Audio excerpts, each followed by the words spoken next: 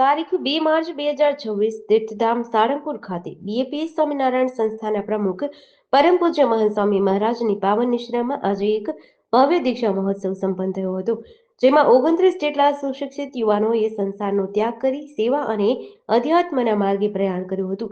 દીક્ષા ગ્રહણ કરનાર આ 29 નવયુવાનો ઉચ્ચ શૈક્ષણિક લાયકાત ધરાવે છે, જેમાં એક MBA, 3 માસ્ટર્સ ડિગ્રી ધારક, 5 એન્જિનિયર્સ, 9 ગ્રેજ્યુએટ્સ, 4 ડિપ્લોમા એન્જિનિયર્સ અને 1 વકીલનો સમાવેશ થાય છે.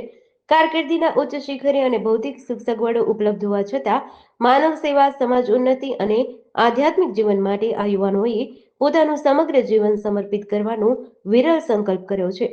મહોત્સવનો પ્રારંભ વહેલી સવારે 6 વાગ્યે વૈદિક પૂજાથી થયો હતો. ત્યારબાદ મહંત સ્વામી મહારાજે તમામ મુમુક્ષુઓને યજ્ઞોપવીત ધારણ કરાવી હતી.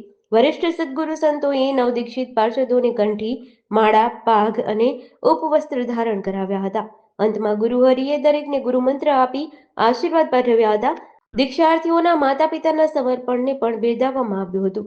સંસ્થાના વરિષ્ઠ સંતો દ્વારા પિતાશ્રીઓનું અને મહિલા અગ્રણીઓ દ્વારા માતાઓનું સન્માન કર્યું હતું. દીક્ષા બાદ આ નવયુવાનો હવે સારંગપુર સ્થિત બીએપીએસ સંત પ્રશિક્ષણ કેન્દ્રમાં સનાતન ધર્મના શાસ્ત્રો, સંસ્કૃત અને મેનેજમેન્ટ જેવા વિષયોનો ઊંડાણપૂર્વક અભ્યાસ કરશે.